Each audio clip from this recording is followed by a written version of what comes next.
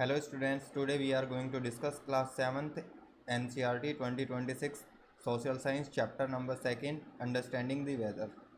तो चलो चैप्टर को स्टार्ट करते हैं। देखो, सबसे पहले चैप्टर का ओवरव्यू है कि भाई अपन इस चैप्टर के अंदर क्या डिस्कस करने वाले हैं। सबसे पहले weather elements. There are 5 weather elements जो किसको इफेक्ट करेंगे, वेदर को इफेक्ट करेंगे। वेदर क्या होता है ये अपन फर्दर स्लाइड्स में डिस्कस करेंगे।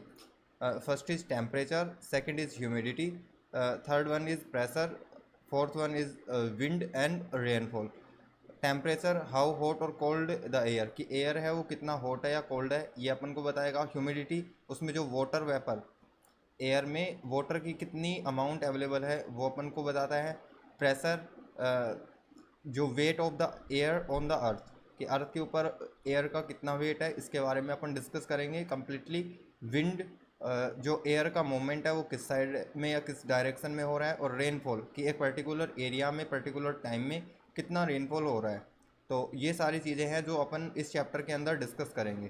टेम्परेचर के अंदर फर्दर अपन ये डिस्कस करने वाले हैं कि इसको मेजर करते हैं किस चीज़ से, यूनिट क्या होती हैं। ऐसे ही अपन विंड के बारे में, atmospheric pressure, humidity, weather instruments के बारे में डिस्कस करेंगे। वेदर स्टेशन होता है क्या, इसको ये किस तरीके से होता है, वेदर फोरकास्टिंग क्या होता है, और IMD जो क्या होता है, इंडियन मेट्रोलॉजिकल डिपार्टमेंट, तो इसके बारे में डिस्कस करेंगे। तो ये कंप्लीट ओवरव्यू है जिसमें जो अपन इस चैप्टर के अंदर डिस्कस करने वाले हैं। चैप्टर का कंप्लीट PDF टेलीग्राम चैनल पर मिलेगा, जिसका लिंक डिस्क्रिप्शन में डाला हुआ है। आप वहाँ से जाके टेलीग्राम चैनल को ज्वाइन कर सकते हो। अभी ये अपना क्लास 7 सोशल साइंस सीरीज़ में चैप्टर नंबर 2 है जिसको अपन अभी कर रहे हैं। और ऐसे ही चैप्टर नंबर 1 है वो कंप्लीट हो चुका है, जिसको जाके आप प्लेलिस्ट बनी हुई है यूट्यूब अपने चैनल के ऊपर, वहाँ पे जाके आप उसको देख सकते हो। तो चलो अभी स्टार्ट करते हैं इस चैप्टर को। सबसे पहले व्हाट इज़ वेदर। वेदर क्या है, तो वेदर क्या होगा कि पर्टिकुलर प्लेस पे और पर्टिकुलर टाइम में जो एटमॉस्फेयर की कंडीशन होती है उसको ही अपन क्या बोलते हैं, वेदर बोलते हैं। अभी ये एटमॉस्फेयर क्या है देखो अभी अपन देखते हैं। Weather is the condition of the atmosphere. Atmosphere की कंडीशन होती है एट ए पर्टिकुलर प्लेस और पर्टिकुलर टाइम। पर्टिकुलर प्लेस जैसे कि अलग अलग प्लेस की अपन बात कर लेते हैं, जैसे कि दिल्ली है तो ये एक जगह हो गई, जयपुर है ये एक जगह हो गई, चेन्नई है, ओके, लाइक कोलकाता है। तो ये अलग अलग प्लेसेस हैं। इनका जो वेदर है वो भी अपन को अलग अलग देखने के लिए मिलेगा। और डिफरेंट टाइम की अपन बात करें तो जैसे कि मॉर्निंग में क्या है, ओके, इवनिंग में क्या है, तो ये क्या होते हैं, अलग अलग फेज होते हैं, phase of the day.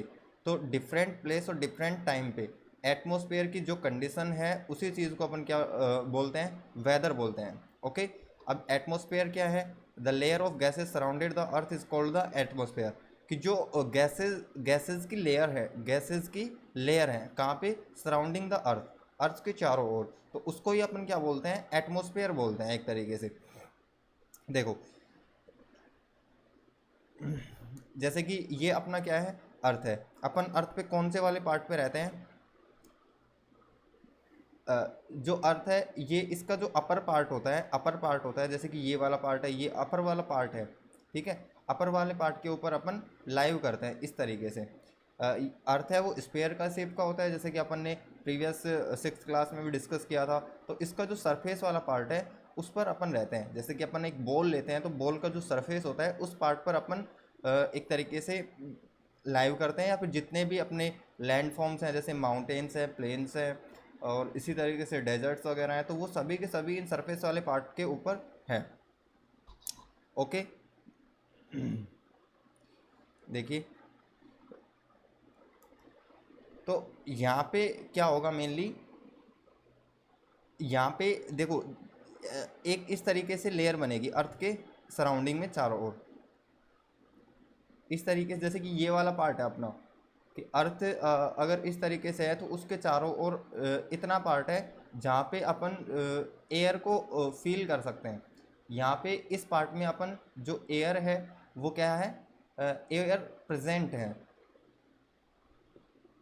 Air present है, मीन्स इस वाले पार्ट में अपन क्या कर सकते हैं, ब्रीदिंग कर सकते हैं, इस वाले पार्ट में अपन सांस ले सकते हैं। लेकिन अगर इस जैसे कि अर्थ के ये वाले पार्ट से और इस वाले पार्ट में अपन ब्रीदिंग कर सकते हैं, एयर अवेलेबल है, लेकिन अगर इस पार्ट से भी अपन आगे निकल जाते हैं तो फिर अपन ब्रीदिंग नहीं कर सकते हैं, या फिर अपन बोल सकते हैं कि वहाँ पे एयर प्रेजेंट नहीं है। तो अर्थ का जो ये इतना पार्ट होगा, अर्थ के चारों और सराउंडिंग में, इसी पार्ट को अपन क्या बोलते हैं, एक तरीके से एटमॉस्फेयर बोलते हैं। तो यही पार्ट अपना क्या है, एटमॉस्फेयर है। ओके, यही पार्ट अपना क्या है, एटमॉस्फेयर। और जो एटमॉस्फेयर है ये भी एक तरीके से डिफरेंट डिफरेंट लेयर्स में बटा हुआ है, कि जैसे कि अगर इस वाले पार्ट में जो लेयर है ये सबसे फर्स्ट वाली लेयर, उसके बाद में सेकंड लेयर है, उसके बाद में थर्ड लेयर है, उसके बाद में फोर्थ लेयर है, और उसके बाद में फिफ्थ लेयर है। इस तरीके से जो एटमॉस्फेयर है वो अलग अलग लेयर्स में डिवाइडेड है। और इन लेयर्स में कौन कौन सी होती हैं, जैसे कि सबसे पहले, जैसे कि ये अर्थ का सरफेस है, तो सबसे पहले अपना कौन सा आता है, ट्रोपोस्फियर आता है।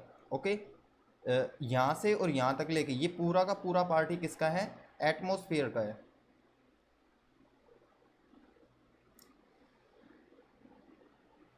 यहाँ पे सबसे पहले जो लेयर आती है उसको अपन बोलते हैं troposphere, then stratosphere, then mesosphere, then thermosphere and then exosphere, जो अपन फर्दर क्लासेस में डिस्कस करेंगे। ओके, जो वेदर वाली कंडीशंस है, जो वेदर वाली कंडीशन है वो सारे के सारे कंडीशन जितने भी हैं वो सभी के सभी कहाँ पे होती हैं, वो ट्रोपोस्फियर में होती हैं। 1 सेकेंड प्लीज वेट।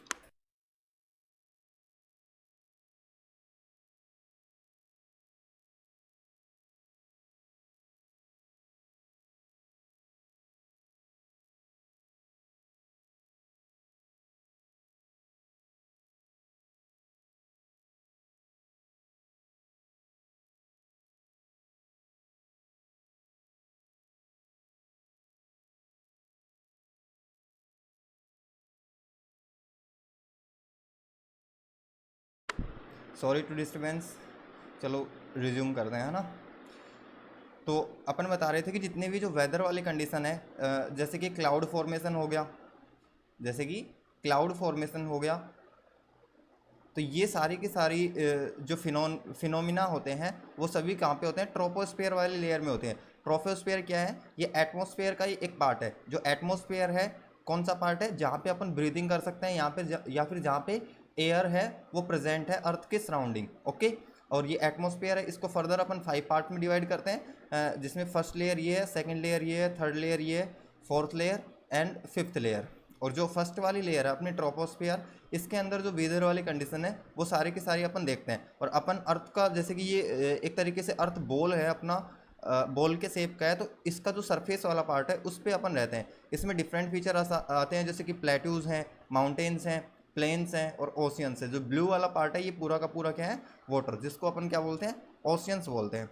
ओके, तो ये विजुअलाइजेशन देखने के बाद में आपको जो चीज़ें हैं मैं बताऊंगा वो और भी क्लियर तरीके से समझ में आएंगी। तो अभी वेदर क्या होगा, वेदर होता है एक सेकेंड, ओके, एटमॉस्फेयर की कंडीशन होती हैं जो एक पर्टिकुलर प्लेस पे और पर्टिकुलर टाइम पे हो, उन वाली कंडीशंस को अपन क्या बोलते हैं, वेदर। हिंदी में इसको अपन क्या बोलते हैं, मौसम बोलते हैं। जो वर्ड आपने अपने डेली लाइफ में भी कई बार सुना होगा, जनरली अपन सुनते हैं मौसम। ओके, तो इससे आप थोड़ा सा आइडिया लगा सकते हैं। तो एटमॉस्फेयर में जो गैसेस की लेयर है surrounding the earth is called the atmosphere. All weather changes, जितने भी जो वेदर चेंज है वो कहाँ पे होते हैं, एटमॉस्फेयर के जो ट्रोपोस्फेयर वाला पार्ट है उसमें। अब वेदर कैसा हो सकता है, जैसे कि वेदर हॉट हो सकता है, कोल्ड हो सकता है, रेनी हो सकता है, विंडी हो सकता है, क्लाउडी हो सकता है और ह्यूमिड हो सकता है। ओके, देखो अगर मैं पर्टिकुलर प्लेस की बात करता हूँ, तो एक अगर पर्टिकुलर प्लेस अपन किसको लेते हैं, जैसे कि राजस्थान को ले लिया अपन ने एक पर्टिकुलर प्लेस, और एक दूसरा प्लेस कौन सा है, जैसे कि सेकंड प्लेस अपन ने किसको ले लिया, जम्मू कश्मीर को ले लिया। ओके, तो ये अपन ने 2 डिफरेंट प्लेसेस यहाँ पे लिए हैं। तो इनके अकॉर्डिंग देखते हैं कि वेदर किस तरीके से डिफरेंट होता है। तो सबसे पहले तो हॉट क्लाइमेट कहाँ पे होगा, राजस्थान में हॉट क्लाइमेट होगा। कोल्ड, जम्मू कश्मीर में कोल्ड क्लाइमेट होगा। रेनी, राजस्थान में रेन है वो काफ़ी ज़्यादा कम होती है। विंडी, विंड मतलब विंड्स क्या है कि जो एयर है वो किस डायरेक्शन में फ्लो कर रही है, या फिर उनकी जो इंटेंसिटी है वो कितनी है। क्लाउड्स कितने हैं यहाँ पे, जिससे जो रेनफॉल है वो यहाँ पे मैटर करेगा। ह्यूमिडिटी क्या होता है इसके बारे में अपन डिस्कस करेंगे। तो इस तरीके से प्लेस टू प्लेस और टाइम टू टाइम, जैसे कि मॉर्निंग में अलग वेदर होगा, इवनिंग में अलग होगा, नून में अलग होगा, तो इस तरीके से ये जो वेदर है वो चेंज होता रहता है। तो यहाँ पे यही पॉइंट लिखे गए हैं कि जो वेदर है वो चेंज होता है प्लेस टू प्लेस, एक जगह से दूसरी जगह पे जाएंगे तब, और टाइम टू टाइम, एक टाइम पे दूसरे टाइम से। यहाँ पे लेयर्स ऑफ एटमॉस्फेयर दे रखी हैं, जिसमें फर्स्ट वाली जो लेयर है अपनी ट्रोपोस्फेयर, इसमें भी जो वेदर वाली जितने भी इवेंट्स हैं वो सारे के सारे अकर होती हैं। शॉर्ट नोट्स में अपन देख सकते हैं कि weather tell us about the daily condition of the atmosphere, it keeps changing continuously. कि जो डेली कंडीशंस हैं एटमॉस्फेयर में, तो उनके बारे में अपन कौन बताता है, वेदर बताता है। अब एक अपन को ये याद रखना है कि ये किस तरीके का फिनोमिना है, ये डेली फिनोमिना है। ऐसा नहीं कि भाई एक लॉन्ग टर्म में जो एटमॉस्फेयर में जितनी भी इवेंट्स होंगी वो हैं, ऐसा नहीं है। ये क्या है, एक डेली फिनोमिना है। जो लॉन्ग इवेंट्स होती है उनको क्या बोलते हैं, ये अपन नेक्स्ट वाले चैप्टर में डिस्कस करेंगे। इट कीप्स चेंजिंग कंटिन्यूसली, और ये कंटिन्यूसली क्या होता रहता है, चेंज होता रहता है। ये अभी अपन ने डिस्कस किया कि अर्थ की लेयर्स हैं या एटमॉस्फेयर है वो किस तरीके से बिलोंग करता है। Elements of the weather, elements, weather के एलिमेंट कितने होते हैं, 5 एलिमेंट्स होते हैं। सबसे पहले है टेम्परेचर।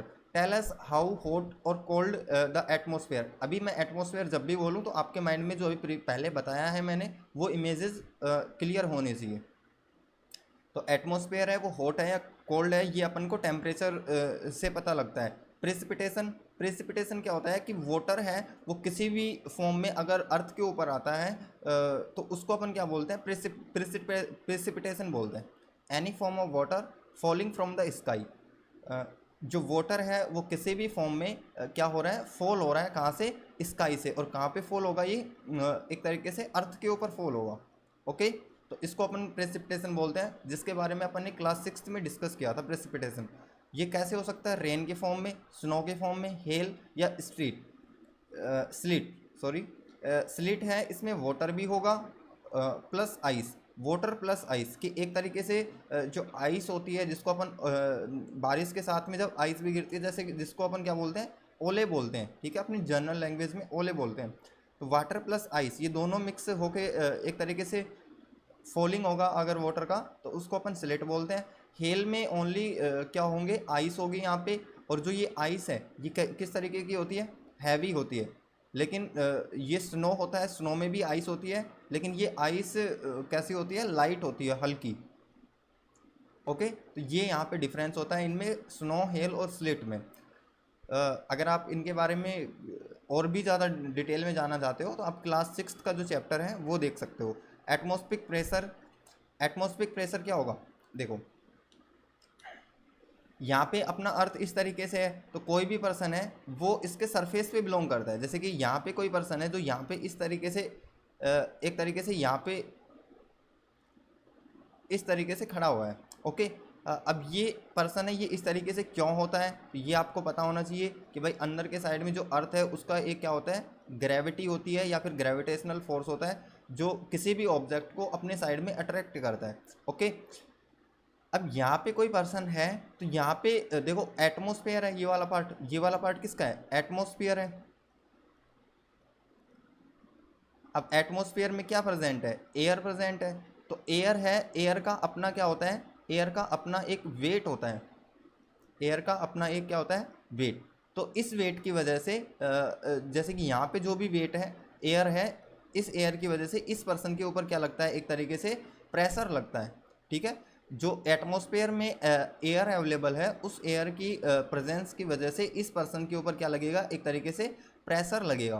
क्या लगेगा, प्रेशर। और इस वाले प्रेशर को ही अपन क्या बोलते हैं, एटमॉस्फेरिक प्रेशर बोलते हैं। ओके, ड्यू टू एयर जो प्रेशर लगेगा उसी चीज़ को अपन क्या बोलते हैं,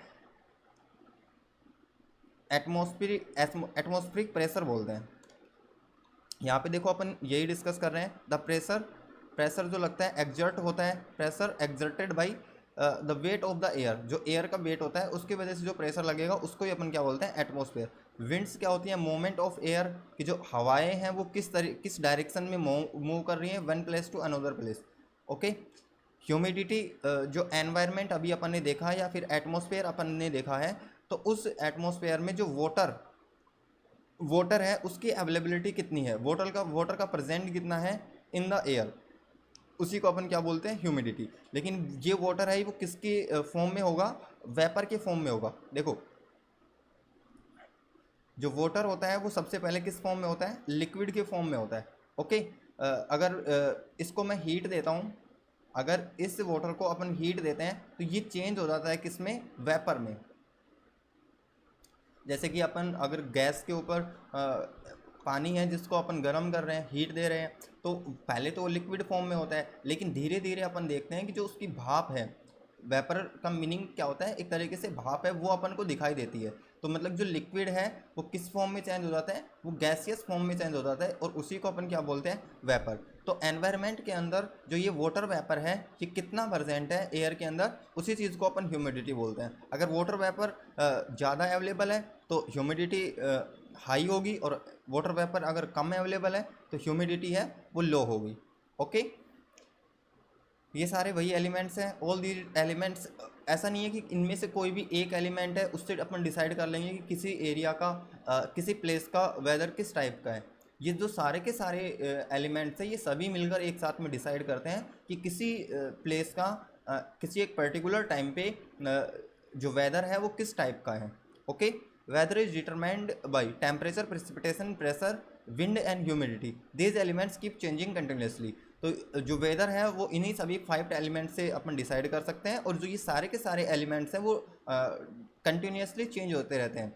अगर अपन एक दिन की बात करते हैं तो उसमें भी ये सारे जो एलिमेंट्स हैं वो चेंज होते रहेंगे। टेम्परेचर भी चेंज होगा, जो प्रेसिपिटेशन है, ज़रूरी नहीं है कि भाई बारिश हो या फिर रेनफॉल हो किसी भी तरीके से। एटमॉस्फेरिक प्रेशर है वो भी यहाँ पे चेंज होता रहता है। किस तरीके से ये सारी चीज़ें चेंज होती है ये अपन अभी फर्दर चैप्टर में डिस्कस करते हैं। देखो सबसे पहले टेम्परेचर का मीनिंग क्या है। Temperature tell us how hot और कोल्ड द एटमॉस्फेयर इज, कि कोल्ड एटमॉस्फेयर है वो कितना हॉट है या कोल्ड है, इसके बारे में अपन को बताता है। इम्पोर्टेंट ये है कि जो टेम्परेचर है इसको अपन मीजर किस में करते हैं, तो किससे मीजर करते हैं इसको, थर्मोमीटर से। अपन एक देखो इस तरीके का क्या आता है, एक इंस्ट्रूमेंट आता है, जो ये वाला इंस्ट्रूमेंट है, इसी इंस्ट्रूमेंट को अपन क्या बोलते हैं, थर्मोमीटर बोलते हैं। ओके, यूनिट्स ऑफ टेम्परेचर, कि जैसे कि अगर मैं वेट की बात करता हूँ, तो वेट के यूनिट क्या होते हैं। अगर जैसे कि मैंने चीनी खरीदी है, ठीक है, तो चीनी मैंने कितनी खरीदी है, 1 kg चीनी खरीदी है। ओके, तो यहाँ पे 1 kg क्या हो गया, उसका वेट हो गया एक तरीके से। यहाँ पे 1 तो क्या है, उसकी क्वांटिटी है, ठीक है, और kg क्या है, उसका यूनिट है, कि अपन जिसमें उसको डिनोट कर रहे हैं वो क्या है, उसका यूनिट। और एक सिंगल चीज़ के, जैसे कि यहाँ पे वेट है, तो एक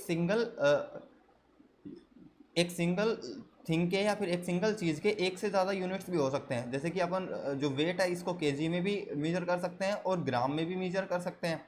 ओके, तो इस तरीके से ये होता है। इसी तरीके से जब टेम्परेचर को अपन मेजर करते हैं तो इसका यूनिट क्या आता है, डिग्री सेल्सियस। यहाँ पे जो ऊपर वाले जो ये 0 दिखाई दे रहा है अपन को स्मॉल साइज में, इसको अपन बोलते हैं डिग्री। और सी का मतलब क्या होता है, सेल्सियस, या फिर डिग्री फॉरेनहाइट हो सकता है, डिग्री और फॉरेनहाइट। अब इन दोनों में रिलेशन क्या होता है, जैसे कि अगर मैं बात करता हूँ कि 1 kg है, तो 1 kg में कितना होता है, 1000 ग्राम होता है। ओके, ये दोनों यूनिट किसकी है, वेट की है। इसी तरीके से जो डिग्री सेल्सियस और फॉरेनहाइट है, इनमें रिलेशन क्या होता है, ये आपकी बुक में इतना डिटेल में नहीं दे रखा है, लेकिन फिर भी आप जैसे कि फर्दर क्लासेस में डिस्कस करेंगे इसके बारे में। इसका एक फॉर्मूला होता है C/100 is equal to F-32 upon 180।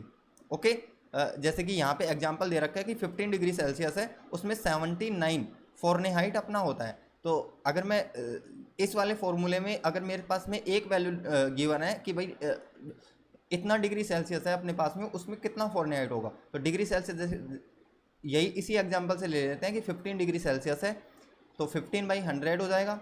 F-32 जो फॉरेनहाइट है वो अपन को फाइंड आउट करना है, अपॉन 180। यहाँ से 0 से 0 कैंसिल हो जाता है, यहाँ पे 10 है, 5 2 10, 5 3 15, 2 से अगर 18 कैंसिल होगा तो 9 टाइम्स हो जाएगा, 9 3 क्रॉस मल्टीप्लाई करते हैं तो 9 3 27 F-32। तो ये वाली इक्वेशन अपनी निकल के आती है, जहाँ से अगर 32 ये इधर माइनस का है, अगर अपोजिट साइड में लेके जाऊंगा तो इसको किसका हो जाएगा, ये प्लस का, तो 27 प्लस 32, और ये कितना हो जाएगा यहाँ से, एक तरीके से 59 हो जाएगा यहाँ से। तो ये सॉरी, ये 79 नहीं आएगा यहाँ पे, ये गलत दे रखा है यहाँ पे।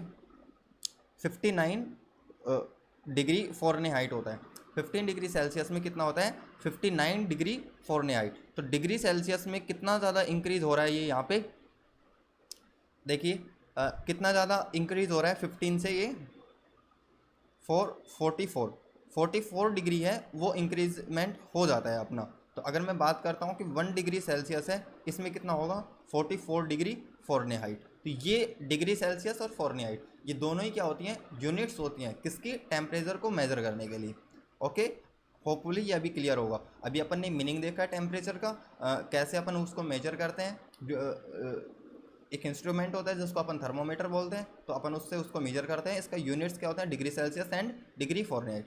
अब कुछ फैक्ट्स हैं। अब देखो, पहली बात तो ये है कि अगर टेम्परेचर, ये जो थर्मोमीटर है इसमें जितना ज़्यादा डिग्री सेल्सियस अपन को टेम्परेचर ये दिखाएगा, तो क्लाइमेट उतना ही ज़्यादा हॉट होगा। ओके, जैसे कि अगर 50 डिग्री सेल्सियस है, एक जगह पे कितना है 10 डिग्री सेल्सियस है, तो कौन से वाले में ज़्यादा हॉट होगा और कौन सा कोल्ड होगा। जिसका टेम्परेचर ज़्यादा है वो हॉट होगा, और जहाँ पे टेम्परेचर कम है वो क्या होगा, कोल्ड होगा। ठीक है, हाई टेम्परेचर होता है तो हॉट वेदर होगा, और लो टेम्परेचर होता है तो वेदर कैसा होगा, कोल्ड होगा।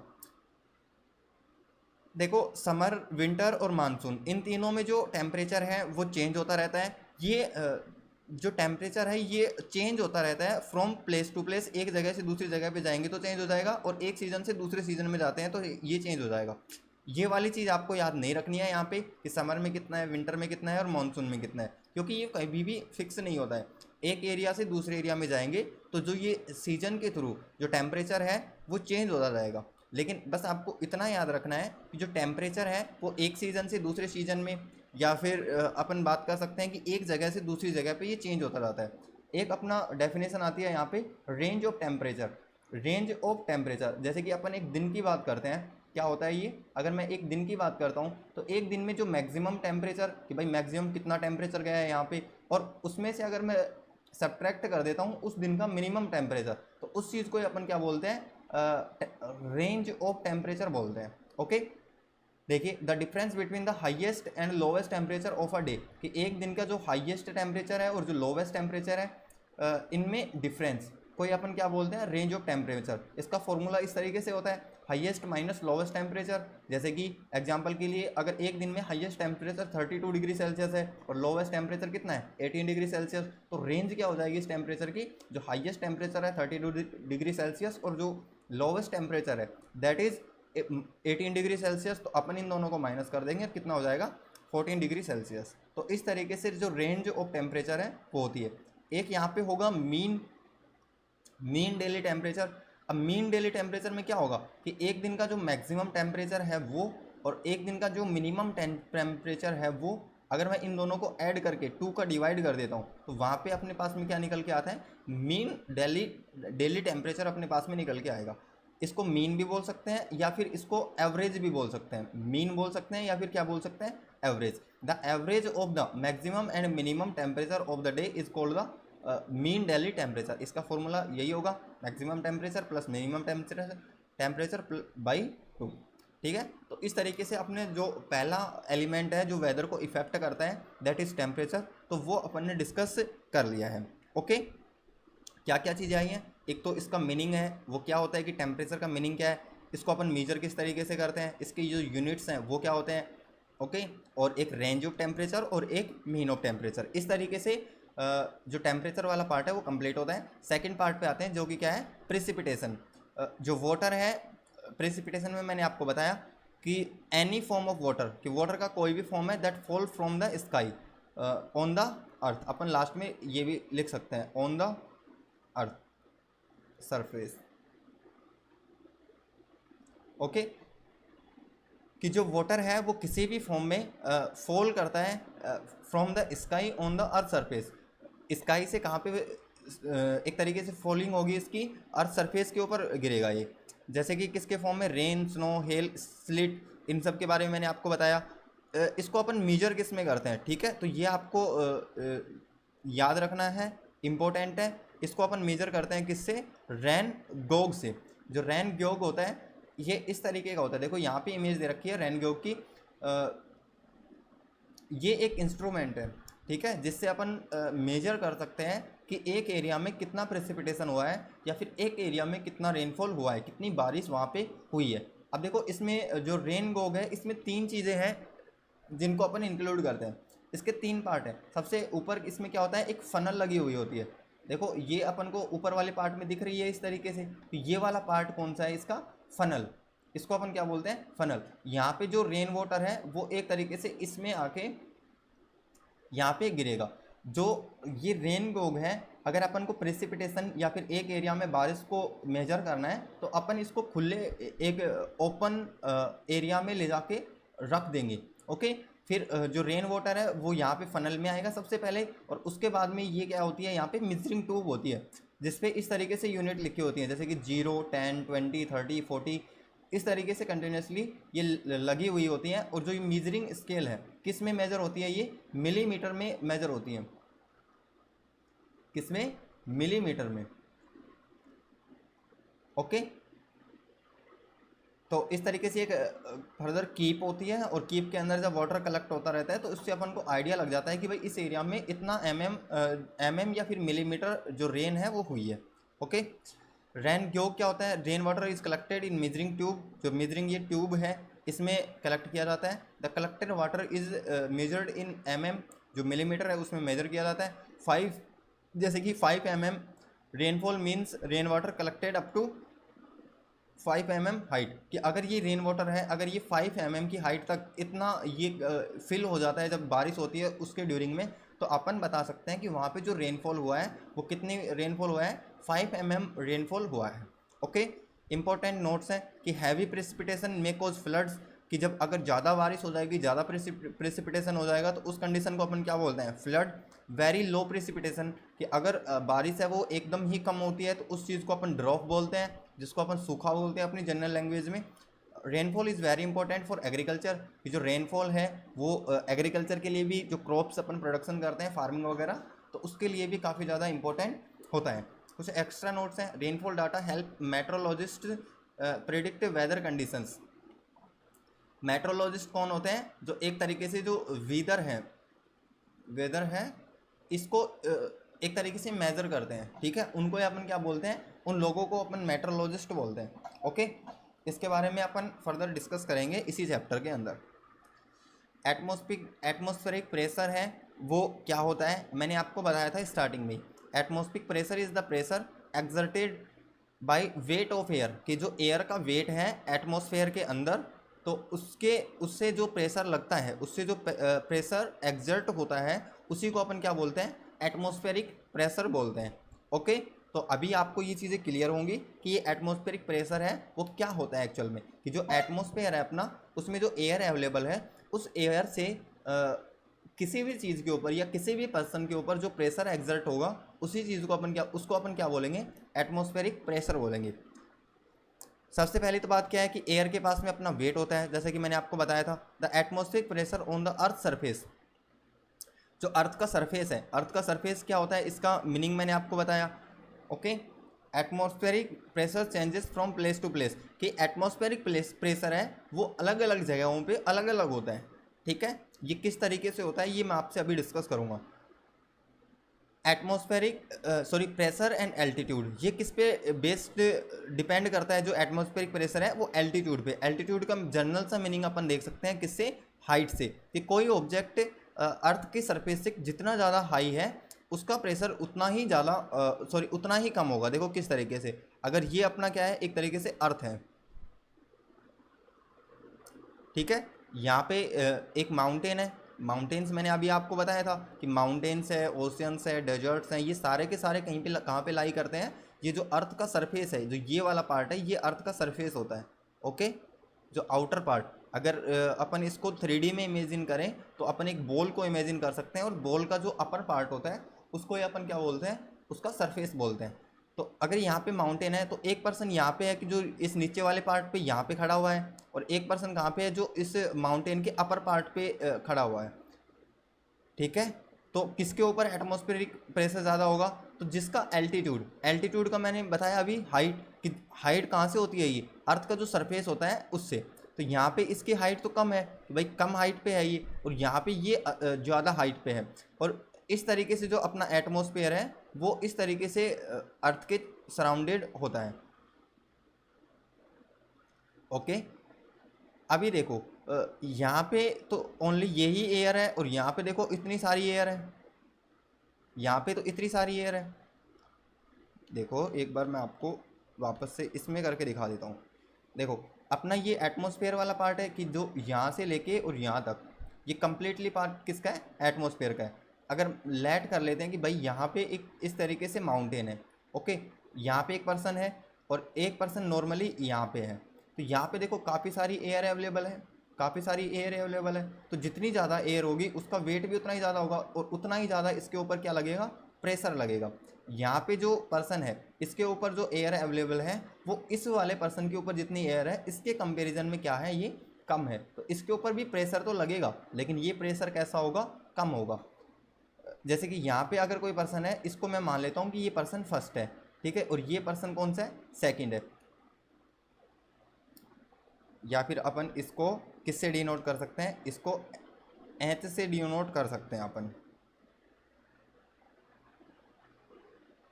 एच से भी नहीं तो जैसे कि मैं बोल सकता हूँ कि यहाँ पे जो खड़ा है ना वो कौन है, राहुल है, और यहाँ पे जो खड़ा है वो कौन है, अमित है। ओके, इस तरीके से अपन देख लेते हैं।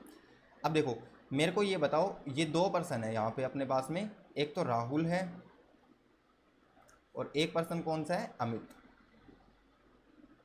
अब मेरे को आप ये बताओ कि इन दोनों में से एल्टीट्यूड किसका हाई है, एल्टीट्यूड किसका हाई है, या फिर अपन बोल सकते हैं कि हाइट है वो किसकी ज़्यादा है, कौन ज़्यादा हाइट के ऊपर खड़ा हुआ है। तो यहाँ पे अगर ये माउंटेन है तो माउंटेन के ऊपर जो पर्सन खड़ा हुआ है तो इसकी हाइट तो ज़्यादा होगी सरफेस से, तो हाइट किसकी ज़्यादा है, अमित की हाइट है वो कितनी है, वो ज़्यादा है, इसकी हाइट ज़्यादा है अमित की, और जो राहुल की हाइट है वो क्या है, कम है। अपन सिर्फ इन दोनों का ही कंपेरिजन कर रहे हैं यहाँ पे। ओके, नेक्स्ट पार्ट अगर मैं पूछूं कि जो एयर का प्रेशर है, एयर का जो प्रेशर है वो किसके ऊपर ज़्यादा लगेगा, जिसके ऊपर एयर जिसकी हाइट ज़्यादा है उसके ऊपर लगेगा, या जिसकी हाइट कम है उसके ऊपर लगेगा। देखो इसकी हाइट कम है तो इसके ऊपर ज़्यादा है एयर अवेलेबल है, तो इसके ऊपर क्या प्रेशर लगेगा, हाई प्रेशर लगेगा राहुल के ऊपर, और जो अमित है इसके ऊपर कैसा प्रेशर लगेगा, लो प्रेशर लगेगा। तो यही कंसेप्ट है जो आपको समझ रहे हैं। अगर एल्टीट्यूड या हाइट लो होगी तो उसके ऊपर हाई प्रेशर होगा, और एल्टीट्यूड या हाइट ज़्यादा होगी तो उसके ऊपर कैसा प्रेशर लगेगा, लो प्रेशर लगेगा। ओके, अभी अपने टॉपिक पे आ जाते हैं। देखो अपन यहाँ पे थे, एल्टीट्यूड मीन्स हाई था, एटमॉस्फेरिक प्रेशर एक अपन को यहाँ पे देखना है कि नियर सी लेवल, जो सी के लेवल है यहाँ पे इनके आसपास वाला जो एरिया होता है, ये वाला एरिया जो सी कोस्ट के आसपास में होते हैं, यहाँ पे अपन को कैसा प्रेशर देखने के लिए मिलता है, यहाँ पे अपन को हाई प्रेशर देखने के लिए मिलेगा, यहाँ पे अपन को हाई प्रेशर देखने के लिए मिलेगा। और अगर मैं माउंटेन्स की बात करता हूँ, अगर मैं माउंटेन्स की बात करता हूँ तो यहाँ पे मेरे को एक तरीके से लो प्रेशर देखने के लिए मिलेगा। क्यों, क्योंकि जो माउंटेन्स हैं यहाँ पे एल्टीट्यूड, यहाँ पे जो एल्टीट्यूड है या हाइट है वो क्या हो जाती है, हाई हो जाती है, एल्टीट्यूड हाई हो जाता है। और यहाँ पे सी लेवल पे जो एल्टीट्यूड है वो कैसा होता है, लो होता है। सी लेवल पे जो एल्टीट्यूड है, जो हाइट है वो क्या हो जाती है, लो। इसलिए यहाँ पे हाई प्रेशर है और इस वाली कंडीशन में low pressure. At high altitude, कि जब अपन हाई एल्टीट्यूड पे जाते हैं तो एयर है बिकम्स थिनर, जो हवा है, जैसे मैंने अभी आपको बताया कि माउंटेन्स वगैरह पे अगर अपन ऊपर के साइड में जाते हैं तो जो एयर है यहाँ पे क्या हो जाती है, थिन हो जाती है। थिन का मतलब है एक तरीके से लो इन क्वांटिटी, जो एयर की क्वांटिटी है वो एक तरीके से अपनी कम हो जाती है।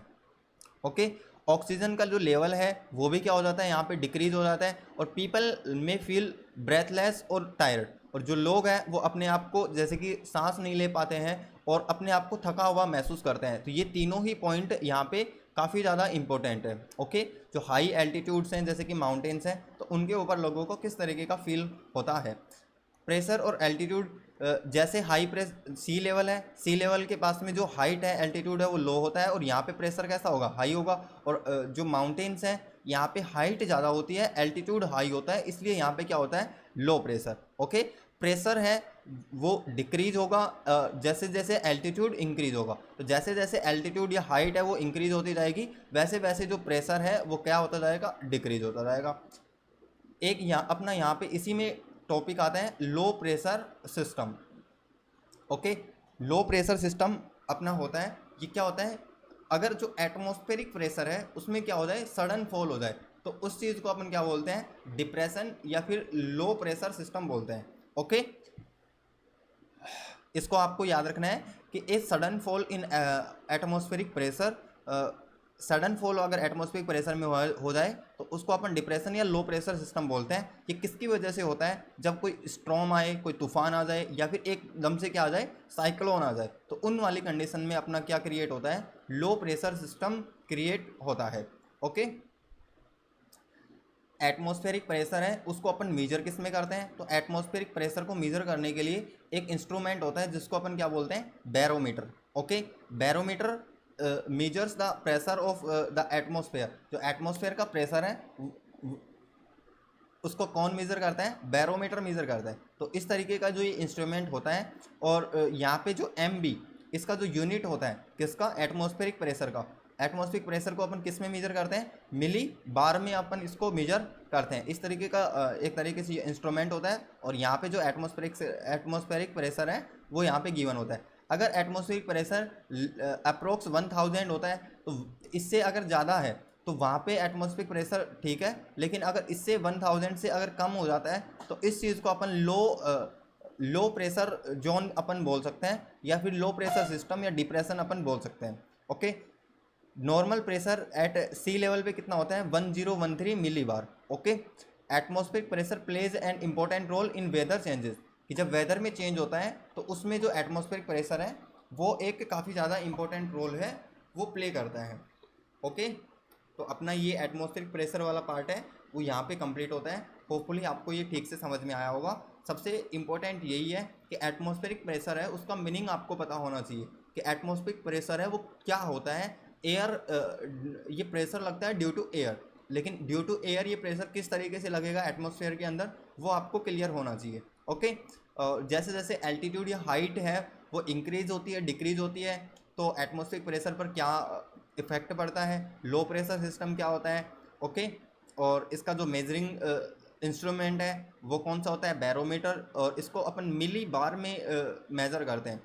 इससे पहले जो अपना टॉपिक था प्रेसिपिटेशन, उसको अपन किस में, मिलीमीटर में मेज़र करते थे, उसका यूनिट क्या होता था, मिलीमीटर, लेकिन एटमॉस्फेरिक प्रेशर है उसका यूनिट क्या होता है, मिली बार। तो ये आपको डिफरेंस है जो पता होने चाहिए। ओके, नेक्स्ट अपना पॉइंट है विंड। आज का लेक्चर अपन इतना ही रखते हैं। आज के लेक्चर के लिए काफ़ी सारी चीज़ें अपन ने कवर कर ली हैं। अभी आप इतना जो पार्ट है वो कवर कीजिए। नेक्स्ट चैप्टर में अपन मिलते हैं जहाँ पे अपन डिस्कस करेंगे किसके बारे में, विंड के बारे में और ह्यूमिडिटी के बारे में, और जो अदर अपने स्मॉल पॉइंट्स अपने बचे हुए हैं उनके बारे में अपन वहाँ पे डिस्कस करेंगे। ओके, होपफुली आपको चैप्टर क्लियर हुआ होगा, जो कंसेप्ट्स हैं वो भी क्लियर हुए होंगे। अगेन अगर आपको इस लेक्चर का PDF चाहिए तो आप हमारे टेलीग्राम चैनल को ज्वाइन कर सकते हो, जिसका लिंक डिस्क्रिप्शन में दिया गया है। और अगर आपको लेक्चर पसंद आया है तो आप वीडियो को लाइक कीजिए और अपने दोस्तों के साथ में शेयर कीजिए। और क्लास 7 का जो आगे का सिलेबस है उसके बारे में, उसके रिलेटेड जो लेक्चर्स है वो देखने के लिए चैनल को सब्सक्राइब कीजिए, जिससे आपसे कोई भी जो वीडियो है वो मिस ना हो। धन्यवाद। इस वाले लेक्चर को यहीं पे ख़त्म करते हैं। बाय।